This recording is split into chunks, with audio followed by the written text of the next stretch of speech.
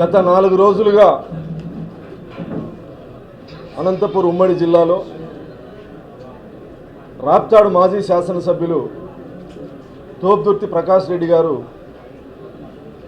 నా హత్యకు కుట్ర చేస్తూ ఉన్నారు. నారా లోకేష్ గారు అనంతపూర్కి వచ్చి నన్ను చంపాలని పథక రచన చేసి ఆ బాధ్యతను రాప్తాడు శాసనసభ్యురాలు సునీత గారికి, కళ్యాణదుర్గం శాసనసభ్యుడు సురేంద్రబాబు గారికి జాయింట్ వెంచర్ అప్పగించాడు. నేను పొద్దుటూరు నుంచి వస్తూ ఉంటే ఎస్ఆర్సి టిప్పర్తో నన్ను గుద్ది చంపాలని అసత్యపు ఆరోపణలు చేయడం జరిగింది. ఆరోపణలు చేస్తూ నేను పోరాటం చేస్తూ ఉన్నా ప్రభుత్వం మీద, అందుకు నన్ను చంపాలనే ప్రయత్నం చేస్తానని చెప్పి నారా లోకేష్ గారి మీద అసత్యపు ఆరోపణలు చేయడం జరిగింది. నా టార్గెట్ నారా లోకేష్, నీ కథ చూస్తా అని స్థాయిని మరిచి కేవలం ఉనికి కోసం వైఎస్ఆర్ కాంగ్రెస్ పార్టీలో ఉనికిని కోల్పోయి ఫ్రస్ట్రేషన్లో ఉన్నటువంటి ఒక వ్యక్తి కేవలం నారా లోకేష్ గారిని మాట్లాడితే లేదా గౌరవ ముఖ్యమంత్రి గారిని మాట్లాడితే ఉనికిలో ఉంటాను, వైఎస్ఆర్ కాంగ్రెస్ పార్టీ గుర్తిస్తుందనేటువంటి భ్రమల్లో నారా లోకేష్ గారి మీద, శాసనసభ్యుల మీద అసత్యపు ఆరోపణలు చేయడం జరిగింది. సత్యసాయి జిల్లా తెలుగుదేశం పార్టీ అధ్యక్షుడిగా మా యువనేత నారా లోకేష్ గారి మీద అసత్యపు ఆరోపణలు చేస్తే ఖండించాల్సినటువంటి బాధ్యత, తిరుగుబాటు చేయాల్సినటువంటి బాధ్యత, మాట్లాడాల్సినటువంటి బాధ్యత ఒక పార్టీ జిల్లా అధ్యక్షుడిగా నాకుంది. గౌరవ నా శాసనసభ్యుల మీద మాట్లాడినప్పుడు, మా యువనేత నారా లోకేష్ గారి మీద మాట్లాడినప్పుడు నువ్వు ఇష్టానుసారం మాట్లాడితే నీలాంటి వాడిని చంపాల్సినటువంటి అవసరం, దౌర్భాగ్యం నారా లోకేష్ గారికి ఎందుకు ఉంటుందని చెప్పి చెప్పడం జరిగింది. మరుసటి రోజు ప్రెస్ మీట్ పెట్టి ఎంఎస్ రాజు 3 నెలల్లో ఎమ్మెల్యే అయిన 3 నెలలకి 7 కోట్ల విల్లా కొన్నాడు అని చెప్పేసి మాట్లాడడం జరిగింది. మడకశిరలో నేనున్నటువంటి పార్టీ స్థలం ఏదైతే ఉందో, నా క్యాంప్ ఆఫీస్ స్థలం ఏదైతే ఉందో అది నా సొంతం అని మాట్లాడడం జరిగింది. నాకు బెంగళూరులో ఆస్తులు ఉన్నాయని చెప్పి మాట్లాడడం జరిగింది. నేను ఉన్నటువంటి ఈ నివాసం నా సొంతం అని చెప్పేసి మాట్లాడడం జరిగింది. ఇలా అసత్యపు ఆరోపణలు చేస్తూ ఇంకా నా కులాన్ని కించపరిచే విధంగా నన్ను చెప్పుల షాపులో పనిచేసేటువంటి వ్యక్తి ఈ స్థాయికి వచ్చాడని మాట్లాడుతుంది. 2008లో సంగమే సర్కిల్లో సందేశ్ ఫుట్వేర్ అని నా కుమారుడి పేరు మీద నా తమ్ముడికి ఒక ఫుట్వేర్ షాప్ పెట్టడం జరిగింది. ఏం నేరమా? తప్ప. దీనికి చెప్పుల షాప్లో పనిచేసేవాడని చెప్పేసి నన్ను సమాజంలో హేళనగా మాట్లాడే విధంగా, నా కులాన్ని కించపరిచి మాట్లాడే విధంగా మాట్లాడితే, ఏ అహంకారంతో అయితే ప్రకాష్ రెడ్డి మాట్లాడాడో నేను ఆత్మగౌరవంతో మాట్లాడా. అంటే నీకు నోరుంది కదా అని చెప్పి ఇష్టానుసారం మాట్లాడితే మౌనంగా భరించాలనా? ఎస్, నేను నా చెప్పుల షాపులో పనిచేసేటప్పుడు వాళ్ళ తండ్రి గారు అయినటువంటి ఆత్మారామిరెడ్డి గారు కస్టమర్లు కొత్త చెప్పుల కోసం పాత చెప్పులు వదిలితే ఆ పాత చెప్పులు దొంగలించేటువంటి మనస్తత్వము, చరిత్ర కలిగింది తోపుదుర్తి ఫ్యామిలీకి. ఇది వాస్తవం. ఏ ఆరోపణలు అయితే చేశావో ఆ ఆరోపణలు నిరూపించు, నీకు గురువారం వరకు సమయం ఇస్తాను అని చెప్పేసి నేను మాట్లాడడం జరిగింది. నా విల్లా ఎక్కడుంది, నా పార్టీ ఆఫీస్ స్థలం నాకు ఇప్పించు, నా బెంగళూరులో ఎక్కడ స్థలాలు ఉన్నాయో ఇప్పించు, ఇంకా నా గురించి ఏమేమి మాట్లాడావో అవి నిరూపించు అని నేను సవాల్ విసరడం జరిగింది. నీ ఇంటికి నేను ముష్టి యుద్ధానికి వస్తానని చెప్పలే. దీన్ని నువ్వు నోరు పారేసుకొని నేను నా ఆత్మగౌరవం కోసం నేను మాట్లాడితే ఒక సామాజిక వర్గాన్ని కించపరిచే విధంగా మాట్లాడాడని చెప్పేసి మళ్ళీ నీ కుటుంబ సభ్యులు నువ్వు మాట్లాడతావు. రెడ్లు ఈ అనంతపూర్ ఉమ్మడి జిల్లాలో తరిమేల నాగిరెడ్డి గారి దగ్గర నుంచి, నీలం సంజీవ్ రెడ్డి గారి దగ్గర నుంచి, జేసీ నాగిరెడ్డి గారి దగ్గర నుంచి, అనంత వెంకటరెడ్డి గారి దగ్గర నుంచి, దాడితోట నాగిరెడ్డి గారి దగ్గర నుంచి, ప్రస్తుతం ఉన్న అనంత వెంకటరామరెడ్డి గారు కూడా సీనియర్ రాజకీయ నాయకులు. ఏ రోజు మా గంజిలో ఉప్పు చూసి కుళ్ళుకోలేదే, ఏ రోజు వాళ్ళు మా మీద పడి ఏడవలేదే. జిల్లా అభివృద్ధి మీద వాళ్ళు ఇప్పటికీ వాళ్ళ ముద్ర ఉంది. మా పల్లె రఘునాథ్ రెడ్డి గారు, ఎంతోమంది రెడ్లు రాజకీయాల్లో హుందాతనంగా ఉన్నారు. నీలాగా చిల్లర రాజకీయాలు, ఉనికి కోసం అసత్యాలు అబద్ధాలు ఏ రెడ్డి శాసనసభ్యులు మాట్లాడలేదే. నువ్వు మాట్లాడిన అసత్యపు ఆరోపణలు నేను తిప్పికొట్టా. నా యువనేతకు నిన్ను హత్య చేయాల్సినటువంటి కర్మ లేదు అని చెప్పి మాట్లాడడం జరిగింది. దానికి నువ్వు రాజకీయంగా ఎదుర్కో. నా కులాన్ని హేళన చేస్తావు, నాకు ఆస్తులు ఉన్నాయంటావు, నా పరువుకు భంగం కలిగే విధంగా మాట్లాడతావు, హేళనగా మాట్లాడతావు. నేను భూస్వామిని, నాకు ఆస్తులు ఉంటాయి అని మాట్లాడే నీ అగ్రకుల దురహంకారం ముందు నేను ఆత్మగౌరవ పోరాటం చేస్తే నీ కులం నీకు అండగా రావాలనా? రెడ్లు ఏకం కావాలని పిలుపునిస్తావా? రెడ్డి సామాజిక వర్గం గురించి నేను మాట్లాడలేదే, మాట్లాడను కూడా. నా ఎదుగుదలలో నాకు రెడ్డి మిత్రులు ఉన్నారు, నా ఎన్నికల్లో నాకు సపోర్ట్ చేసిన రెడ్డి మిత్రులు ఉన్నారు, ఇప్పటికీ రెడ్డి మిత్రులు ఉన్నారు. ఈరోజు నీ మీద నువ్వు చేసిన దుర్మార్గాలు కూడా నా రెడ్డి మిత్రులే పంపించారు. నేను రెడ్డి సామాజిక వర్గానికి ఎందుకు వ్యతిరేకం? నీ వైసీపీ కార్యకర్తలకి నేను సవాల్ విసరలేదే, నీ కుటుంబ సభ్యులకి నేను సవాల్ విసరలేదే. నువ్వు అసత్యపు ఆరోపణలు చేశావు, నువ్వు అబద్ధాలు మాట్లాడావు, నన్ను సమాజంలో నా పరువుకి ఆత్మగౌరవానికి భంగం కలిగే విధంగా మాట్లాడింది నువ్వు. నేను రౌడీజం చేసేకి రాలేదే. సమాధానం చెప్పమని చెప్పా. నీకు చేతనైతే సమాధానం చెప్పు, లేదా మౌనంగా ఉండు. అంతేగాని బీరు బాటిళ్ళు రాళ్ళు ఇంట్లో పెట్టుకొని రెడ్ల గురించి మాట్లాడుతూ ఉన్నాడు. నీ నియోజకవర్గంలో నీకు పనిచేసి ఆస్తులు పోగొట్టుకున్నటువంటి రెడ్ల సంఖ్య ఎంత? అప్పుల పాలైనటువంటి రెడ్ల సంఖ్య ఎంత? ఎంతమందికి బ్రెయిన్ స్ట్రోక్ వచ్చింది నీ ప్రభుత్వంలో నిన్ను నమ్మి పనిచేస్తే? ఎంతమందికి హార్ట్ స్ట్రోక్ వచ్చింది రెడ్లకి? కేవలం రెడ్డి సామాజిక వర్గానికే. పెరాలసిస్ ఎంతమందికి అటాక్ అయింది? నీకోసం ఆస్తులు పోగొట్టుకొని అప్పులు చేసి అప్పుల పాలై కుటుంబంలో మానసిక సంఘర్షణ అనుభవిస్తున్నటువంటి రెడ్ల సంఖ్య ఎంత? పరామర్శించావా ఏ రోజన్నా? ఈరోజు రాజకీయంగా నీ ఉనికి ప్రమాదంలో పడితే రెడ్డి సామాజిక వర్గాన్ని బ్రతిమలాడుకునేదానికి నన్ను విలన్ని చేస్తావా? నేను ఏ రెడ్డి సామాజిక వర్గ వ్యక్తిని నేను కించపరచలేదు. ఈరోజు ప్రకాష్ రెడ్డి అని మాట్లాడితే నా రెడ్డి సామాజిక వర్గం ఫీల్ అవుతుంది అనుకుంటే ఈ రోజు నుంచి ప్రకాష్ అనే పిలుస్తాను. నేను ప్రకాష్ రెడ్డి అని పిలిచి నిన్ను రెడ్డి అంటే రెడ్ల ఆత్మగౌరవం దెబ్బతింటుందనే భావన వాళ్ళలో కలిగితే ఈ రోజు నుంచి నిన్ను ప్రకాష్ అనే పిలుస్తాను. నన్ను అక్రమ ఆస్తులు అని మాట్లాడుతా ఉన్నావు. రా నా నియోజకవర్గంలోకి రా, నా పరిపాలన మీద విచారించు. ఎక్కడైనా నీ నియోజకవర్గంలో నీ 5 ఏళ్ల పరిపాలనలో నువ్వు చేసేటువంటి దందాలు, అక్రమాలు, బెదిరింపులు, భూ కబ్జాలు నేను చేశానేమో అడుగు వచ్చి ఒకసారి. నేను చేశానేమో వచ్చి అడుగు ఒకసారి. అక్రమ ఆస్తులు అని పెద్ద పెద్ద మాటలు మాట్లాడే ప్రకాష్ రెడ్డి గారు మాట్లాడేకి నైతిక హక్కు ఉందా నీకు? 2019కి ముందు ఇల్లమ్ముకొని పోటీ చేస్తానని చెప్పి మొసలి కన్నీరు గార్చి రాప్తాడు నియోజకవర్గంలో ఉన్నటువంటి పేద రెడ్డి దగ్గర నుంచి ధనిక రెడ్డి వరకు నీకు ఆర్థికంగా సపోర్ట్ చేశారు. ఏం చేసినావు గెలిచిన తర్వాత నువ్వు? ఈ పేపరు మీరు బాగా గమనించండి. ఒకవేళ ఇది ఈనాడు, ఇది సాక్షి, ఇదేది ఆంధ్రజ్యోతి ఈనాడు కాదు, ఇది సాక్షి. ఎవరున్నారు దీంట్లో? ఎవరున్నారు ఇక్కడ? ఈ చక్రపాణి అనే అతను. ఇక్కడ నిందితుడు రాజశేఖర్ రెడ్డి. విజయవాడలో గాంధీ బజార్లో కోట్ల రూపాయలు చేసే స్థలం కోసం నలుగురు కలిసి ఈ చక్రపాణిని హత్య చేసినారు. హత్య చేసి జైలుకు వెళ్ళినటువంటి నిందితుడు నీ సోదరుడు రాజశేఖర్ రెడ్డి. వచ్చిన ఈ ముగ్గురు హత్య చేసిన భాగస్వాముల్లో మళ్ళీ ఒకరిని చంపినారు.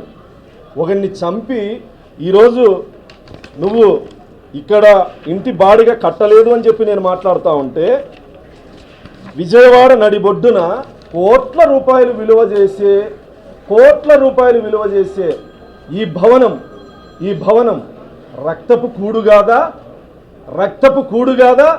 బ్రాహ్మణులో వైశ్యాసో చంపి కుటుంబాన్ని బయటకు వచ్చిన తర్వాత బెదిరించి రాయించుకున్న ఆస్తి కాదా? దీని ఖరీదెంత? ఇది మీకు సంబంధం లేదా? ఇది సాక్షి పేపర్ కాదా? ఇది సాక్షి పేపర్ కాదా? ఇది సాక్షి పేపర్ కాదా? రాసింది హత్యలు, దౌర్జన్యాలు, దుర్మార్గులు, బెదిరింపులు, భూకబ్జాలు చేసే నీచ సంస్కృతి కలిగిన మీరు నన్ను మాట్లాడతారా? మీరు నన్ను మాట్లాడతారా? ఇవే కాదు, అమ్మ డైరీ అని చెప్పేసి ఒక డైరీ పెట్టి నువ్వు మోసం చేసిన మహిళలు ఎవరు? అత్యధిక శాతం రెడ్డి మహిళలు. అత్యధిక శాతం కాదు, మొత్తం వైసీపీ సానుభూతి పరులు. దాదాపు 6 కోట్ల రూపాయలు వాళ్ళ దగ్గర నుంచి నువ్వు సమీకరించి దాని ద్వారా షూరిటీ వేయించుకొని లోను తీసుకొని వాల్మీకుల భూముల్ని తక్కువ రేటుకి బెదిరించి వాల్మీకుల భూముల్ని నువ్వు కాజేయలేదా? ఈరోజు దానిలో ఖరీదెంత? 100 కోట్లు కాదా?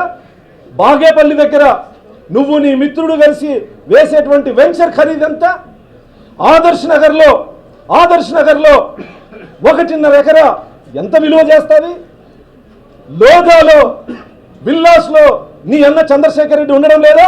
దాని ఖరీదెంత? మై హోమ్లో కన్స్ట్రక్షన్లో ఉన్న విల్లా ఎవరివి? 2019లో ఇల్లు లేదని చెప్పి నంగనాచి కబుర్లు చెప్పి వైసీపీ రెడ్ల దగ్గర డబ్బులు తీసుకుని వాళ్ళందరినీ మోసం చేసి ఈరోజు ఈ అక్రమ ఆస్తులు ఎక్కడి నుంచి వచ్చినాయి? విజయవాడ నగరంలో నడి బొడ్డునున్నటువంటి ఈ ఖరీదైన బిల్డింగ్కు నీకు సంబంధం లేదా? లేదని చెప్పగలరా? ఈరోజు నా గురించి మాట్లాడే ముందు వీటన్నిటి మీద చర్చిద్దామా? ఈరోజు నీ ఆస్తుల ఖరీదెంత? నా ఆస్తుల ఖరీదెంత? నేను ఒక కురవ సామాజిక వర్గానికి సంబంధించిన సోదరుడు. గత 5 సంవత్సరాలుగా పాపం వైసీపీ సానుభూతి పరుడు. మా ఎమ్మెల్యే క్యాండిడేట్ ఇల్లు అమ్ముకున్నాడు అని చెప్పి కొత్త ఇల్లు కట్టుకున్న ఇల్లు మీకు ఇస్తే 7 సంవత్సరాలు నరకం చూపించారు. ఇంటి రెంట్ కట్టయ్యా రాజకీయాలు మళ్ళీ చేస్తూ అన్న దానికి ఒకవైపు వాళ్ళని బెదిరిస్తావు, నా మీద అటాక్ వస్తావు. రాజు బాగా గుర్తించినాడు నన్ను. ఇంటి బాడిగ కూడా కట్టుకోలేని పరిస్థితిలో ఉన్నారంటే దీని ఖరీదు పాపం అతి తక్కువలో తక్కువ 100 కోట్లు.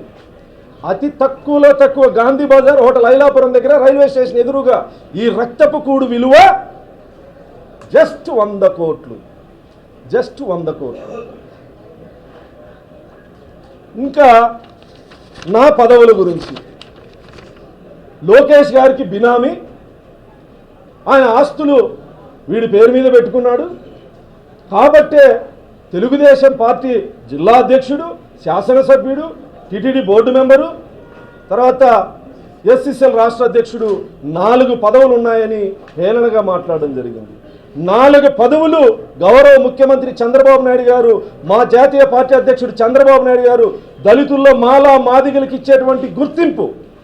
ఈరోజు అనిత గారు ఒక మాదిగ సామాజిక వర్గానికి సంబంధించిన వ్యక్తి, తెలుగు మహిళా అధ్యక్షురాలు, పోలిట్ బ్యూరో, ఎమ్మెల్యే, హోంమంత్రి.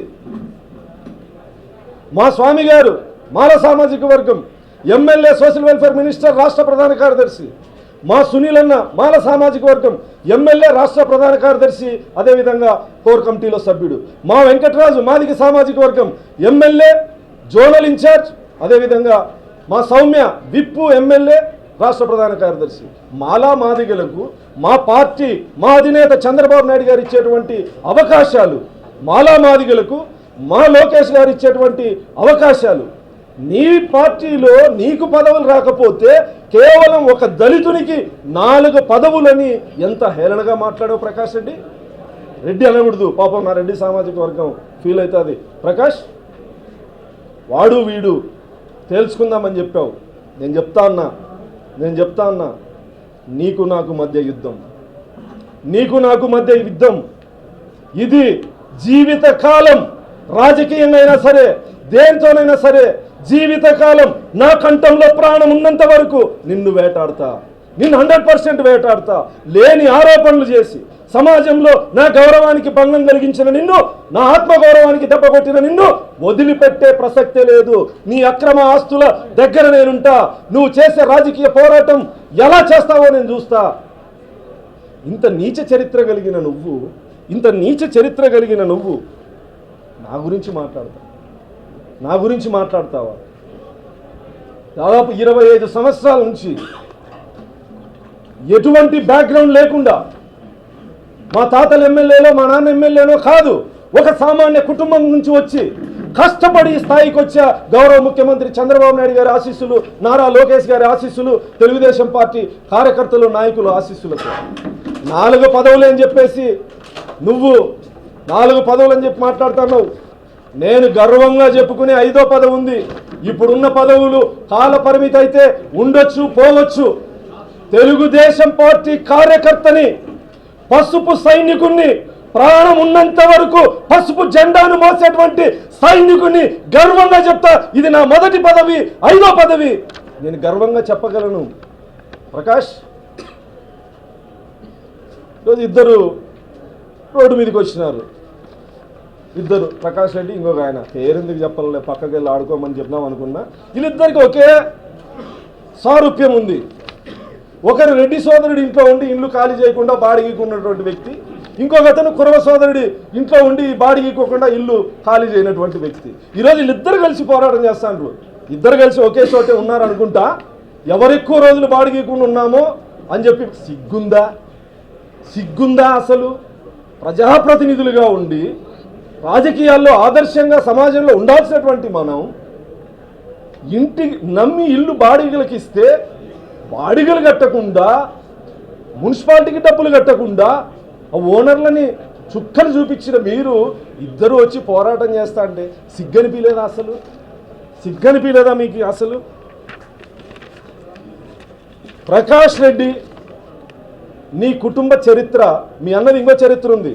800 రూపాయల కోసం లారీ డ్రైవర్తో తన్నలు తిన్నటువంటి నీ సోదరుడి చరిత్ర. 800 కోసం ప్రకాష్ సోదరుడు లారీ డ్రైవర్తో చెప్పు దెబ్బలు తిన్నాడు. ఇది తెలుసో తెలీదో మీ అందరికీ? తెలుసో తెలీదో? ప్రకాష్, నేను ఈ సందర్భంగా మాట్లాడుతా ఉన్నా. హెచ్చరిక అనుకుంటావో ఏమనుకుంటావో, ఈ పోరాటం నువ్వు కాదు, వెనక దాక్కున్నాడే నీ అన్న చంద్రశేఖర్ రెడ్డి. నా ఆరాధ్య దైవం నారా చంద్రబాబు నాయుడు గారి కుటుంబం గురించి, నారా భువనేశ్వర్ గారి గురించి, మా యువనేత నారా లోకేష్ గారి గురించి, బ్రాహ్మణి మేడం గురించి నీచంగా మాట్లాడిన నీ అన్నని కటకటాల వెనుక పంపేంత వరకు నా పోరాటం ఆగదు. నువ్వు ఎలా మాత్రమే, నీ అన్ననా సరా ఖబర్దార్ తోపుతుర్తి అని చెప్పి సందర్భంగా హెచ్చరిస్తున్నా. నీకు చేతనైంది చేసుకో. భయపడే కులంలో పుట్టలే. మహా అయితే నువ్వు పొట్టేలు నరికించావో లేదా కోడి కోసింటావో. దున్నపోతు తల నరికే దొమ్మ పొగరున్న కులంలో పుట్టే ప్రకాష్, భయం అనే నాకు తెలీదు. పోరాటమే ఊపిరిగా ఇంతవరకు వచ్చా. నీలాంటి ఉడత ఊపుగారని ఎంతో మందిని చూసా. భయపడే ప్రసక్తే లేదు. ఈ రోజు నుంచి ఈ రాయలసీమ ఫ్యాక్షన్ చరిత్రలో కానీ గొడవల్లో కానీ రెడ్డికి గొడవ ఉండొచ్చు, రెడ్డికి కమ్మకి గొడవ ఉండొచ్చు, మాదిగకి రెడ్డికి గొడవ. నువ్వు ఫ్యాక్షన్ అని పేరు పెట్టుకుంటావో, ఏం పేరు పెట్టుకుంటావో, ఎంఎస్ రాజు మాదిగా, తోపుతుర్తి ప్రకాష్ రెడ్డి అని నేను అనను. ఆ సామాజిక వర్గం బాధపడుతుంది, వాళ్ళు నిజంగానే బాధపడుతున్నారు. ఇలాంటి నీచ్ కమీన్ ఆ కులంలో పుట్టడం వల్ల వాళ్ళ ఆత్మగౌరవాన్ని కూడా దెబ్బతీస్తున్నాడని చెప్పేసి గౌరవ ముఖ్యమంత్రి చంద్రబాబు నాయుడు గారు, మా యువనేత నారా లోకేష్ గారు రాష్ట్ర అభివృద్ధి కోసం అహర్నిశలు కష్టపడతా ఉంటే, పరిశ్రమలు ఒకవైపు, రాజధాని ఒకవైపు, నిరుద్యోగ సమస్యను పరిష్కరించే విధంగా రైతు కూలీల సంక్షేమం, అదేవిధంగా సంక్షేమం, అభివృద్ధిని అహర్నిశలు కష్టపడుతున్నటువంటి గౌరవ ముఖ్యమంత్రి చంద్రబాబు నాయుడు గారిని, నారా లోకేష్ గారిని మాట్లాడే ముందు నువ్వు అన్నావు కదా టార్గెట్ లోకేష్ అని. ఆ కూత నీ నోటి నుంచి వచ్చే ముందు ఎంఎస్ రాజు గుర్తుకు రావాలి. ప్రకాష్, ఎంఎస్ రాజు గుర్తుకు రావాలి. నీ టార్గెట్ లోకేషా? మాతో తెలుసుకోవా నీ మగతనం ఏందో.